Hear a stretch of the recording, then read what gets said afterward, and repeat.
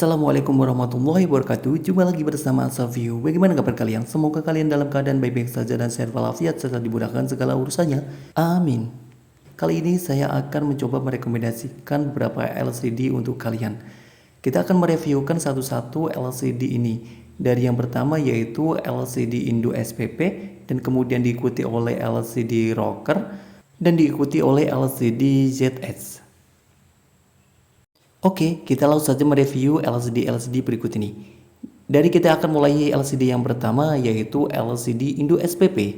LCD ini adalah LCD yang cukup baru yang mungkin ada beberapa orang yang sudah mengenalnya, ada juga yang belum mengenalnya. Seperti inilah tampilan dari LCD Indo SPP ini dari kemasan luarnya. Kemudian kita akan melihati dari dalamnya. Kita lepas untuk mengambil LCD-nya. Dan seperti inilah LCD Indo SPP itu. Untuk kemasan dan tampilannya cukup menarik dan cukup bagus. Kelihatannya cukup meyakinkan. Dan ini saya membelinya yang kelasnya ori. Dan kita akan mencobanya di handphone yang telah saya sediakan untuk mencoba beberapa LCD yang telah kita sediakan. Dan kita menyalakan handphonenya. Untuk tampilan awalnya sungguh sangat bagus sekali.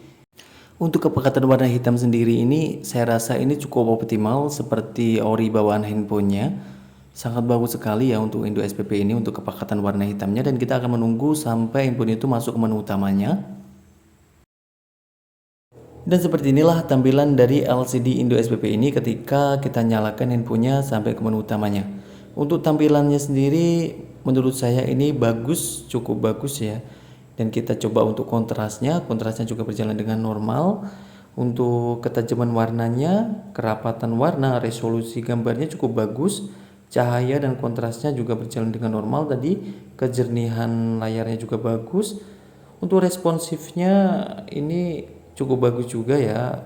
Tidak ada masalah juga untuk responsifnya. Kita coba untuk mengetikkan semua angka dan hurufnya satu persatu di pengetikan. Kita coba untuk pengetikannya juga lumayan nyaman saja, tidak ada masalah di sini. Dan kita lanjutkan dengan menggeserkan salah satu icon, kita geser-geserkan di semua area LCD-nya untuk membuktikan bahwa fungsional touchscreen-nya berjalan dengan normal. Kita bisa juga menggerak-gerakkan desktop-nya untuk dua gerakan untuk membuktikan bahwa multitouch-nya berjalan dengan normal juga ya.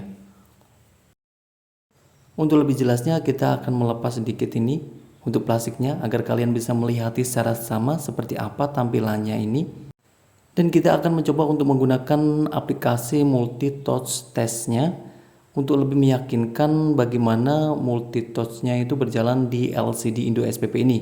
Kita akan menggunakan 1, 2 jari, 3 jari, dan kemudian ditambah dengan 4 jari, 5 jari, 6 jari, 7 jari, 8 jari.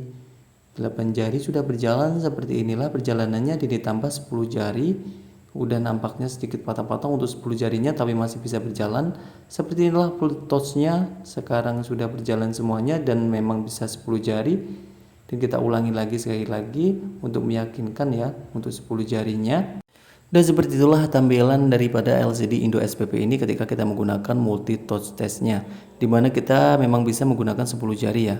Untuk LCD ini menurut saya cukup recommended buat kalian yang ingin mengganti LCD-nya. Dan LCD ini cukup bagus juga dari semua sisinya ya, dari sisi tampilannya, dari sisi touchscreen-nya. Menurut saya sudah optimal untuk seri-seri handphone ini. Dan kita akan melanjutkan dengan LCD yang berikutnya. LCD yang kedua yaitu LCD Rocker. LCD ini mungkin sudah cukup banyak beredar di pasaran dan mungkin sudah banyak juga teman-teman yang sudah menggunakannya. Kita langsung saja mereview LCD ini. Seperti inilah tampilan dari LCD Rocker itu. Kita akan menggunakan seri yang sama juga dari handphone yang sebelumnya juga. Di sini kita akan melihat tampilan dari LCD Rocker ini. Untuk tampilannya juga cukup bagus juga untuk LCD Rocker ini. Dan kita langsung saja mencoba LCD Rocker ini. Kita nyalakan handphonenya dan kita akan menunggu sampai handphone itu masuk ke menu utamanya. Dan di sini kita melihati untuk kepekatan warna hitamnya ketika mulai dinyalakan handphonenya. Di sini kita bisa melihat bahwa kepekatan warnanya ini cukup bagus, walaupun tidak bisa sebagus LCD Indo SPP tadi.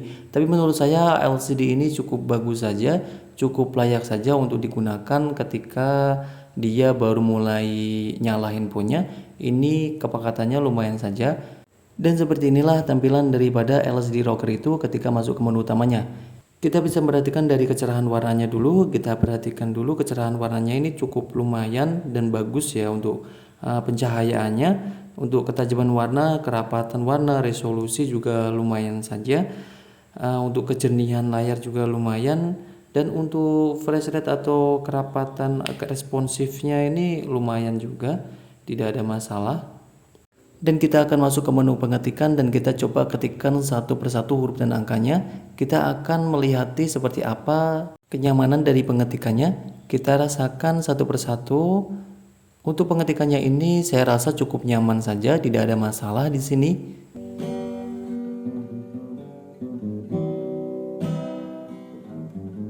Dan kita lanjutkan untuk menekan dan menahan salah satu icon untuk kita arahkan ke semua area LCD-nya. Kita geser-geserkan sampai melewati semua LCD-nya. Kita coba juga untuk desktopnya, kita menggunakan dua sentuhan sekaligus, yaitu desktop dan untuk kursor tadi. Dan kita langsung saja untuk mencoba multitouch testnya. Kita akan melihat seperti apa multitouchnya. Dari 1 jari, 2 jari, 3 jari, 4 jari, 5 jari, 6 jari, 7 jari, 8 jari, 9 jari. Masih bisa berjalan juga. Untuk 10 jarinya juga masih bagus di sini ya. Nampaknya di sini untuk LCD rocker ini multitouchnya ini sangat bagus menurut saya. Ini kita coba untuk 8 jari. Untuk 10 jarinya ini sudah bagus sekali. Menurut saya berjalan dengan normal. Tidak ada masalah untuk 10 jarinya ya. Nah seperti ini gerak-gerakannya untuk 10 jari. Jadi multitouchnya ini untuk LCD rocker menurut saya sudah bagus sekali. Seperti itulah tampilan dari LCD rocker ini. Menurut saya LCD ini cukup recommended dan cukup bagus untuk kalian pakai untuk mengganti LCD kalian. Dan kita akan melanjutkan ke LCD yang berikutnya. Sambil menunggu, alangkah baiknya jika teman-teman bantu menekan tombol like dan subscribe-nya. Apabila sudah, terima kasih, semoga dimudahkan segala urusannya. Apabila belum, juga terima kasih, semoga juga dimudahkan segala urusannya. Semoga juga dimudahkan dalam menekan tombol like dan subscribe-nya. Terima kasih. Dan kita lanjutkan LCD yang ketiga, yaitu LCD ZS. Seperti inilah tampilan luar daripada LCD ZS ini. Ada kemasannya seperti ini, sama juga kemasan daripada LCD Pozi. Dan juga mungkin ada beberapa LCD yang menggunakan kemasan seperti ini juga. Dan kita akan buka seperti apa LCD-nya. Seperti ini tampilannya. Ada gambar-gambarnya seperti mahkota. Dan kita lihat untuk tampilan luarnya seperti apa. Untuk tampilan luarnya sendiri kurang lebih saja dengan LCD rocker tadi ya. Untuk sisi harganya juga sama, kurang lebih saja tidak jauh beda dengan LCD rocker. Dan kita langsung saja mencoba LCD ZS ini. Kita akan menyalakan handphonenya dan kita akan melihat seperti apa tampilan utamanya. Ketika dihidupkan kita bisa melihat kepekatan warnanya cukup bagus. Walaupun terus terang saja tidak sebagus Indo SPP, tapi di sini cukup layak saja, cukup bagus saja untuk kepekatan warnanya, sama dengan LCD rocker tadi. Dan kita akan menunggu sampai handphone itu masuk ke menu utamanya. Dan seperti inilah tampilan handphone itu ketika masuk ke menu utamanya dengan menggunakan LCD ZS tadi. Kita perhatikan untuk kontrasnya. Di sini pencahayaannya cukup bagus ya. Dan kita juga bisa melihat ketajaman warna, kerapatan warna, resolusi juga lumayan bagus. Seperti halnya LCD rocker tadi, untuk kejernihan layar juga bagus. Dan untuk flash rate atau responsif layarnya ini juga lumayan bagus saja. Tidak ada masalah di sini. Dan kita coba masuk untuk di menu pengetikan. Kita akan merasakan bagaimana kenyamanan dalam pengetikannya. Kita ketikkan satu persatu huruf dan angkanya. Dan saya rasakan di sini cukup enak dan nyaman saja untuk pengetikannya. Tidak ada masalah untuk pengetikannya. Semua huruf dan angkanya terketik dengan normal dan baik-baik saja. Kita lanjutkan dengan menggerak-gerakkan salah satu icon seperti halnya LCD sebelumnya. Kita gerakan juga untuk desktopnya, jadi ada dua gerakan untuk meyakinkan fungsi multitouchnya berjalan dengan normal. Seperti inilah dua gerakan itu. Yang salah satunya menekan desktop, salah satunya menekan icon. Kita bisa menggerak-gerakannya sampai tergerak dengan normal dan nyaman ya. Dan kita lanjutkan seperti halnya LCD sebelumnya, kita masuk ke multitouch testnya. Kita akan menggerakkan 1, 2, 3, 4 jari, 5 jari, 6 jari, 7 jari, 8 jari, 9 jari, 10 jari. Bagaimanakah pergerakannya ketika udah mencapai 10 jari? Untuk pergerakan sendiri multitouch testnya ini bisa untuk 10 jari ya untuk LCD ini. Nah seperti ini tampilan daripada 10 jari daripada LCD ZS ini. Seperti itulah LCD dari LZS ini dan cukup recommended bagi kalian yang ingin mengganti LCD-nya. Itulah beberapa review dari saya dari beberapa LCD itu, diawali dari LCD Indo SPP dan diikuti oleh LCD Rocker dan LCD ZS tadi. Kalian boleh menilai dan memilih salah satu dari LCD yang saya rekomendasikan tadi.